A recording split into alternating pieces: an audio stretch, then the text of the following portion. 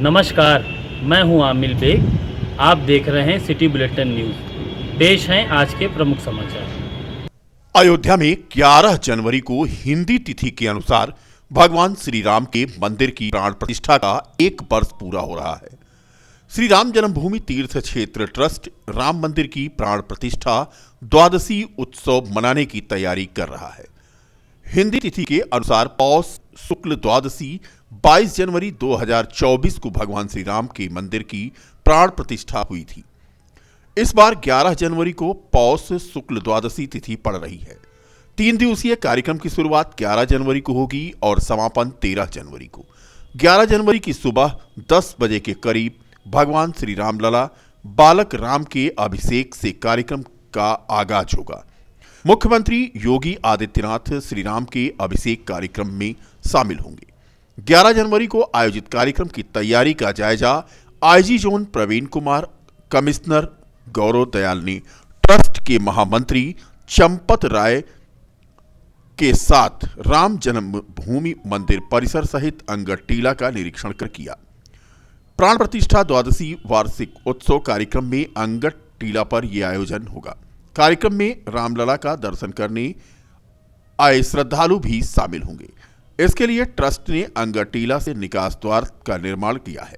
श्रद्धालु 11 जनवरी को जब राम जन्मभूमि मंदिर में आराध्य रामलला का दर्शन कर लेगा तो उसकी निकासी अंगद टीला से होगी। इस पंडाल में 5000 श्रद्धालुओं की बैठने की व्यवस्था होगी। क्या क्या निर्देश दिए गए हैं और कैसे प्राण प्रतिष्ठा की 1st एनिवर्सरी 11 तारीख को मनाई जाएगी और उसके दृष्टिगत राम जन्मभूमि परिसर के अंदर और उसके निकटवर्ती जो ये हम जहाँ पर खड़े हुए हैं अंगद टीला जगह को बोलते हैं, इन सब जगहों पर विभिन्न कार्यक्रम आयोजित किए जाएंगे और माननीय मुख्यमंत्री जी का आगमन भी उस दिन होगा और उस दिन रामलला के दर्शन करने के बाद फिर माननीय मुख्यमंत्री जी यहाँ पर आकर फिर यहाँ पर संबोधन करेंगे। तो उसमें अलग अलग लोकेशंस पर अलग अलग कार्यक्रम है। हवन का आयोजन किया जा रहा है वहाँ पर। उसके अलावा राग सेवा होगी, फिर हमारा यहाँ पर प्रवचन की व्यवस्था भी रहेगी। उसके बाद में यहाँ पर प्रवचन होंगे। तो इस तरह से काफ़ी सारे कार्यक्रम आयोजित किए जा रहे हैं और उसके संबंध में ट्रस्ट के पदाधिकारियों के साथ हम लोग अभी वार्ता कर रहे थे किस प्रकार से जो इन्वाइटीज़ हैं उनको किस रूट से लाना है, कैसे बैठाना है और किस प्रकार से कोई असुविधा ना हो, किसी को और कोई अव्यवस्था ना हो, उसकी योजना हम लोग बना के उसको अभी फाइनल कर रहे हैं और उम्मीद करते हैं कि बहुत ही सफल कार्यक्रम जिस प्रकार से 11 जनवरी 2024 को 22 जनवरी 2024 को प्राण प्रतिष्ठा का आयोजित हुआ था, उसी प्रकार सफलतापूर्वक ये वाला कार्यक्रम भी आयोजित होगा। सर, क्योंकि पब्लिक बहुत रहेगी, लोग बाहर से भी आएंगे वार्षिक उत्सव में शामिल होने के लिए, तो ऐसे में किस तरीके से दर्शन पूजन होगा? क्या रूट डाइवर्जन या इस तरीके से कोई दिक्कत नहीं? वो रूट डाइवर्जन पे भी हम लोगों ने अभी चर्चा की है और डिपेंडिंग ऑन कि कितनी संख्या में लोग आते हैं तो उस प्रकार से अलग अलग योजनाओं को हम लोग एक्टिवेट करेंगे।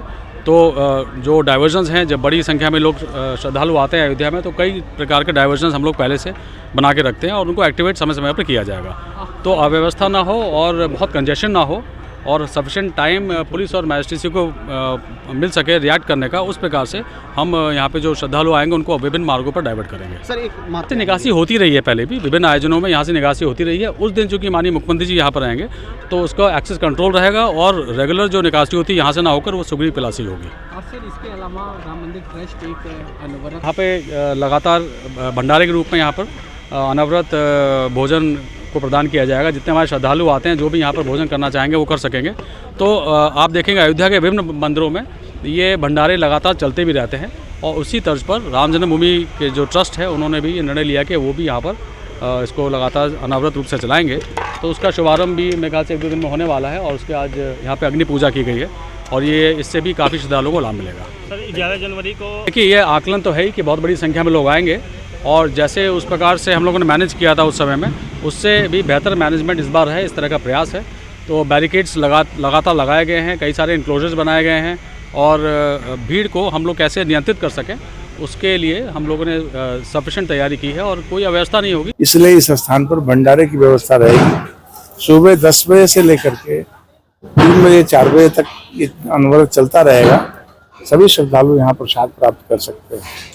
अभी 11, 12, 13 3 दिनों का जो प्रतिष्ठा द्वादशी का कार्यक्रम है, इसका जो सार्वजनिक कार्यक्रम संपन्न होने वाला है, जिसके लिए सबको निमंत्रण भेजा गया है, ऐसे सभी श्रद्धालु 11 तारीख को, 12 तारीख को और 13 तारीख को ये अंगद टीला प्रांगण जो श्री राम अस्पताल के बगल में स्थित है, यहाँ सभी आकर के बैठ सकते हैं। प्रतिदिन संपन्न होने वाली कथा पूज्य वासुदेवाचार्य जी के, विद्या भास्कर जी के मुखार बिंदुओं से श्रवण कर सकते हैं। उसके बाद प्रतिदिन प्रवचन सत्र 1.5 घंटे का होगा। रमेश भाई ओझा जी एक दिन उस प्रवचन सत्र में हैं, दूसरे दिन अन्य अयोध्या के स्थानीय संत वृंद उनको भी निमंत्रित किया जा रहा है, वो भी यहाँ उस प्रवचन सत्र में भाग लेंगे। उसके बाद सांस्कृतिक संध्या प्रतिदिन होगी 6 बजे से रात्रि 8:30 बजे तक। उसमें 3 दिनों का कार्यक्रम जो तय हुआ है आपके सामने सब आ गया है। पहले दिन रामलीला का कार्यक्रम होगा। रामलीला से पूर्व 2 भजन गायिका वो कांग्रेस के राष्ट्रीय प्रवक्ता आलोक शर्मा आज अयोध्या पहुंचे। रामलला का दर्शन पूजन करने के बाद उन्होंने पत्रकार वार्ता की। अयोध्या में आवास विकास द्वारा जमीनों की लूट का आरोप लगाया। प्रवक्ता आलोक शर्मा ने कहा कि उत्तर प्रदेश आवास विकास परिषद जमीनों की संगठित लूट करके कौड़ियों के दाम में किसानों की जमीन खरीद करके महंगे दाम पर बेच रही है। उन्होंने कई आरोप लगाए। जो है वो मुख्य तौर पर इस पूरे जमीन के कम दाम पर लेकर ज़्यादा दाम पर बेचना और 2013 के लैंड एक्विजिशन बिल की धज्जियां उड़ाने में मूल जो विभाग है वो आवास विकास परिषद है। अभी और आगे हम बढ़ रहे हैं। मुझे लगता है कि सरकार के बाकी विभाग भी कहीं ना कहीं सहयोग करते हुए पाए जाएंगे, क्योंकि क्या रेरा के जो तमाम प्रावधान प्राइवेट बिल्डर्स के ऊपर लागू होते हैं, क्या उनका पूरा यहाँ पर पालन हुआ? हमारा सवाल ये है। क्या रेरा ने चेक किया कि क्या जो तमाम चीज़ें लैंड एक्विजिशन में होनी चाहिए थी, भाई ज़मीन खरीद एक विभाग ने की है, तो क्या वो सही प्रक्रिया के तहत ज़मीन खरीदी गई? रेरा को पूरा देखना चाहिए। रेरा के अंदर, क्योंकि मैंने एडवर्टीजमेंट में रेरा का नाम देखा, तो हमारा सवाल है कि क्या रेरा ने इस तमाम प्रावधानों को चेक किया है? सुप्रीम कोर्ट के आदेश पर बना। हम प्रभु राम की नगरी में हैं। हम कोई भी उच्चतम न्यायालय का आदेश है उसका सम्मान करते हैं। ट्रस्ट बना, उसमें ट्रस्ट में कोई भी मेंबर रहे हो, हमें उससे भी कोई नहीं है, चाहे वो किसी भी पार्टी से संबंधित रहे हो, किसी भी संगठन से संबंधित रहे हो। आज का विषय वो नहीं। आज का विषय ये है सीधा सीधा कि क्या यहां पर जो सर्किल रेट है। डॉक्टर अंबेडकर युवा संगठन के तत्वावधान में संविधान रचयिता बाबा साहब डॉक्टर भीमराव अंबेडकर की मूर्ति ग्राम सभा भिटौरा थाना गोसाईगंज में स्थापना हेतु अनुमति के लिए गए प्रार्थना पत्र पर संस्तुति की रिपोर्ट लगाए जाने की मांग को लेकर आज 4 दिन का अल्टीमेटम देते हुए सिटी मजिस्ट्रेट राजेश मिश्र को ज्ञापन सौंपा गया, जिसका नेतृत्व कर रहे निर्मल बौद्ध ने बताया कि 11 दिसंबर 2024 को जिलाधिकारी को अनुमति के लिए प्रार्थना पत्र दिया गया था, जिस पर हल्का लेखपाल ने अपनी रिपोर्ट में लिखा था कि इस प्रकार की अनुमति देना उचित नहीं होगा, जिसके विरोध में सभी प्रार्थी गणों द्वारा तहसील के तिकोनिया पार्क पर आमरण अनशन किया गया था। ये हम लोग आज जो है बाबा साहब अम्बेडकर जी की परमिशन लेने के लिए यहाँ पे आए थे और हमारी मुलाकात सिटी मजिस्ट्रेट महोदय राजेश मिश्रा जी से हुआ है, जिनसे अब की दूसरी बार हम लोग मिल रहे हैं। इसके पहले एक बार जो है जिलाधिकारी महोदय से मैं मिल चुका हूँ और उसके बाद एसडीएम सदर और जो है सीओ सदर द्वारा, क्योंकि विगत 6 जनवरी को हम लोग इसके विरोध में, क्योंकि हमारे हल्का लेखपाल जो जिलाधिकारी द्वारा यहाँ पे निर्देशित किया गया था, उन्होंने रिपोर्ट लगा दिया है कि इस तरह से अनुमति देना उचित नहीं होगा, जिसके विरोध में सभी प्रार्थीगण जो है तिकोनिया पार्क पर हम लोग धरने पर बैठे हुए थे।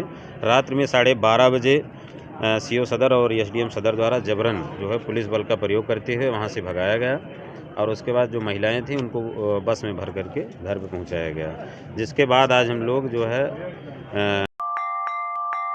प्रदेश के राजकीय पॉलिटेक्निक संस्थानों में विभागाध्यक्ष पर हुई पदोन्नति के विरोध में प्रवक्ता संवर्ग द्वारा हाथ पर काली पट्टी बांधकर विरोध किया जा रहा है। राजकीय पॉलिटेक्निक अयोध्या में भी विभागाध्यक्षों ने बाहों पर काली पट्टी बांधकर पदोन्नत निरस्त किए जाने के प्रति अपना आक्रोश व्यक्त किया। उत्तर प्रदेश तकनीकी अप्लाइड साइंस एवं मानविकी सेवा संघ के महामंत्री भोलेनाथ प्रसाद ने कहा कि विभाग में हुई नियम विरुद्ध पदोन्नतियां रद्द होने तक सत्याग्रह जारी रखने का ऐलान किया गया है। हम लोग का काली पट्टी बांधे कार्यक्रम जो हम लोग का चल रहा है, ये हम लोग का चल रहा है कि विभाग में अनियमित तरीके से विभागाध्यक्ष के पद पर प्रोन्नति हुई है, उसका हम लोग विरोध कर रहे हैं इस समय जी। तो हम आपको इसके बारे में विस्तृत बताना चाहेंगे आपको कि विभाग में, हमारे विभाग में AICTE के नियम 3/5/2018 से लागू कर दिए गए हैं और उस नियम में ये लिखा हुआ है कि विभाग में प्रोन्नति से विभागाध्यक्ष का पद नहीं बढ़ा जा सकता है, केवल वो सीधी भर्ती का पद है। और इस संबंध में माननीय उच्च न्यायालय इलाहाबाद में एक मुकदमा चल रहा था, 41/2013 मुकदमा चल रहा था और वहां पर हमारे विभाग के निदेशक महोदय के द्वारा 30 मई को एक शपथ पत्र दाखिल किया जाता है कि विभाग में प्रोन्नति नहीं हो सकती है और उसी दिन वो स्वयं भी प्रोन्नति समिति के सदस्य रहते हुए उसी दिन उन्होंने विभागाध्यक्ष का प्रमोशन कर दिया जाके। तो ये बहुत बड़ा मुद्दा बना हुआ है कि आपने जो विभाग में नियम ऐसा नहीं था तो आपने प्रोन्नति क्यों किया। दूसरी बात बताना चाहते हैं आप कि कुछ लोग इसमें व्याख्या कर रहे हैं कि विभाग में पुराने नियम से प्रोन्नति हुई है, तो बताना आपको कि 18 जनवरी 2018 को हमारे विभाग ने लोक सेवा आयोग में 1248 पद इसके प्रवक्ता के और 13 पद प्रधानाचार्य के निरस्त कर दिए कि विभाग में AICTE के नियम लग चुके हैं, इसलिए पुराने नियम से भर्ती यहाँ पे नहीं हो सकती है। तीसरी बात बताना चाहते हैं आपको कि एक बात और चल रहा है कि AICTE ने इसमें अहमत दिया है अपना कि पुराने नियम से प्रोन्नति हो सकती है। तो आपको बताना चाहते हैं कि विशेष सचिव प्रौद्योगिकी शिक्षा के द्वारा 21 अक्टूबर 2020 को AICTE को पत्र भेजा गया था और पत्र के संबंध में उनको आख्या जो मिली थी वो बताया गया था कि दिनांक 1 मार्च 19 के राजपत्र AICTE के पैरा 1.3 में दिया गया है कि वेतनमान का लाभ तो 1 जनवरी 16 से दिया जाएगा, लेकिन उसकी